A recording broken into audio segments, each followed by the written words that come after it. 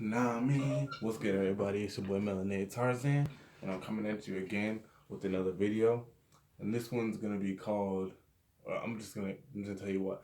I'm gonna explain to you why the government is our god right now. Okay. So first off, before we go into anything, I already looked up the definition of the word God. Okay. The definition of God. Okay. And the first one that says it's in parentheses, in Christianity and other monotheistic religions, the creator and ruler of the universe and source of all moral authority, the supreme being. Okay, so I'll break it down after this. Okay, and the next one says that way if someone's like, no, you can't use that first definition, you can use the second one. I'm gonna break it down to you in both of the definitions. This one's in parentheses. In certain other religions, a superhuman being or spirit worshipped as having power over nature or human fortunes, a deity. Okay? So let me go to the first definition. It says the creator and ruler of the universe and source of the moral authority. So when you're thinking of universe, think about everything. When you're talking about a universe, you can talk about your universe. To you, your universe could be anything that's around you, your surroundings. That can be a universe, okay? Of all moral authority. So what is authority? Authority is something that has ruling over something that controls over it. And moral is whether what's right or wrong. So what's right and wrong. So a moral authority is someone that could punish you if you're doing right or wrong, okay? And the supreme being meaning over the top of everyone else, okay? So that's the first definition. I broke it down to you. And this one says in certain other religions, a superhuman being or spirit worshipped as having power over nature or human fortunes. A spirit. When I say spirit, you know that we all are spirits. Every single human is spirits. They have a spirit. So we all have spirits. So in a way, the government is a spirit in a way, okay? And worship or having power over nature. The government created the Bible, and people worship the Bible. Not just worship the Bible, but they worship the idea behind the Bible, that there is a God behind the Bible, okay? Of human fortunes. So fortune meaning money or anything, prosperity, like anything that's gaining something. That's fortune, okay? And this is my girl's phone, so I'm gonna give it back to her. But now that I broke that down to you, I'm gonna explain to you why the government is our God. Okay, so you depend on the government for everything that you have. Whether you think you don't, you are depending on the government for everything you have. For your living, for your money, for your food, for your water. When I said living, I meant your shelter. And you're dependent upon God. Here's your phone, baby. Come get it. Here's your phone, baby. But like I said, you're depending on the government in order. You're so cute. You're depending on the government to supply you with these things. And some of you are thinking, well, I'm a farmer, or I'm a farmer, or you're thinking that not just that you're a farmer. I'm a farmer and I can get my own food, or I work to get my own money. But think about it. You're working, and when you get that money, what do you do with it first? First, you gotta pay all your bills, right? And then you gotta go to the supermarket to get all your food that you need for your family for the whole week. So you're giving your money right back to where it comes from. Whenever you go to the supermarket is owned by a bank. The bank is owned by the government. Whenever you work, the workplace that you work at is owned by a bank. That's why at the top of your check it always says the name of a bank. It's owned by a bank. Everything is owned by the bank, and the bank is owned by the government, which makes it obvious. So everything that we're doing is dependent upon the government. In this realm of reality that we're in right now, in these United States, everything is based upon the government. We're dependent on them. Okay. So how do we get out of the state to where we don't have to be dependent on them? Or let me just finish explaining to you, because I don't think that point got across clearly that we're still dependent on the government. People can say that they're farmers and they farm their own land and they have their own crops and they have their own animals that they eat off of or whatever. Still, in a way, whenever you eat off these animals and you get sick, you still got to go to the government and you still got to go to the hospital to get all these diseases out of you that are coming from you doing stuff on your own in a way. So really, they're gonna make it to where you have to depend on them because they're gonna spray chemtrails in the sky anyways. That's gonna make you sick no matter what. So either way, the government's gonna make it to where they are in control, no matter what you do. The food that you get from the stores is all processed, and it's all been what's the word? Not demonetized. It's been I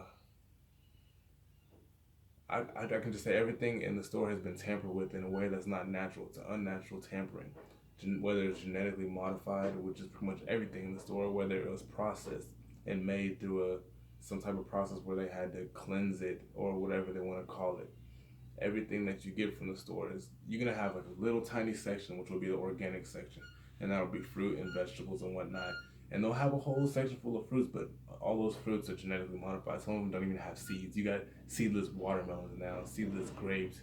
You got fucking apples with no seeds in it. When they don't have seeds in it, they can't reproduce. That means that it is genetically modified. When you can't reproduce something, that is a genetically modified organism.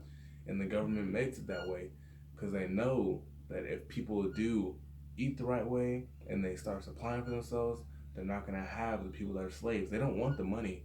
The money is just used to keep you in control, to keep the cycle going. Because money is recycled just like energy is recycled. They use the money to keep you in the cycle, okay?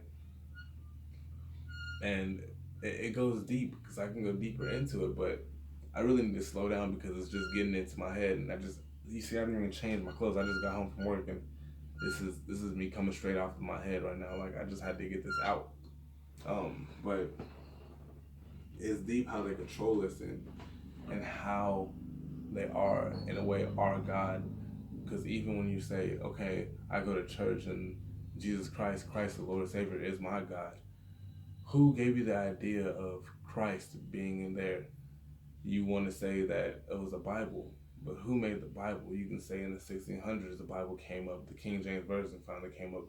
There was time before that. Before the Bible, there was time. There was still people. Bless you. There were still people here before that.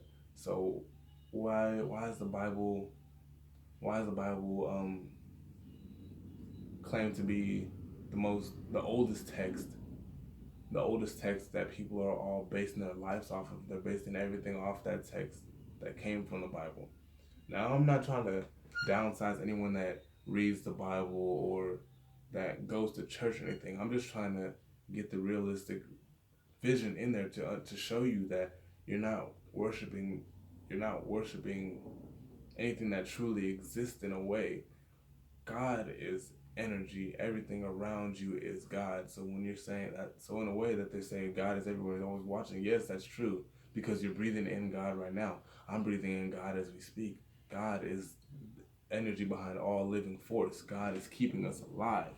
God is everything and nothing at the same time. So when I say nothing, I don't mean nothing in the way that you think that like there's nothing there. I mean he's no thing. Like there's no thing to describe God. So even me trying to describe God is going out of context. I can't do that because there's no way you can describe no thing. God is no thing. You understand where I'm coming from? There's no way to describe that. So whenever they put God in a book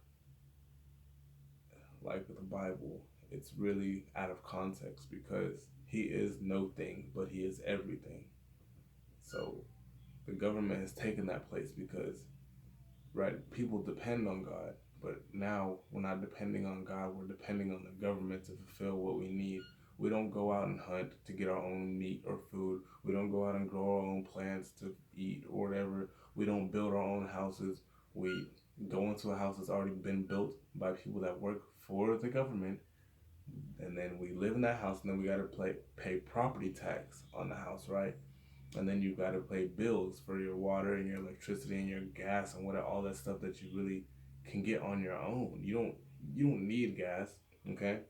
You don't need, but you do need water and electricity. You do not need electricity in a way. For the things that we've made for the humankind now, for humanity, we do need electricity, like my phone and all this information to get out. Yes, we need electricity to communicate with each other, but we do not need. It's not a necessity to have the thing, but we have the things. So, I mean, it goes deep. I can go deeper into the video, but I don't want to make this too long. I just wanted to go into it to explain to you that right now we're giving all of our energy to to people that are in the government that are really, they're lower than us, but in status they're higher than us. Because whenever you reach to a higher amount of conscious, you're gonna realize that these people are, you can be greater than what they are. You can be the God. You can be the one that controls your own reality. But we just have to get that through our heads. We have to understand that and come to a higher awakening and get to the real Christ consciousness. It's the same place that Jesus was in. Jesus is a character in the Bible that is just a man, but he came to a consciousness to where he was thinking like God, like no thing. He was living in harmony with the earth. Every time you hear about Jesus going into the wilderness, he was never talking about going into the woods. When he was talking about going into the wilderness, he was talking about going into the cities, because this is the wild. Everything in nature has order. We don't have order in this establishment that we have. The order that we have is being forced by man and not by the natural laws. We need to go back to the natural laws. So it's your boy Melanated Tarzan. Um, Stick with me if you don't subscribe to my channel. It's okay, but if you like knowledge, if you like what you just heard, hit that button at the bottom, because I'm gonna keep coming with it. As much as it comes to my head, I'm gonna keep coming with it, and I'm not gonna stop. Peace.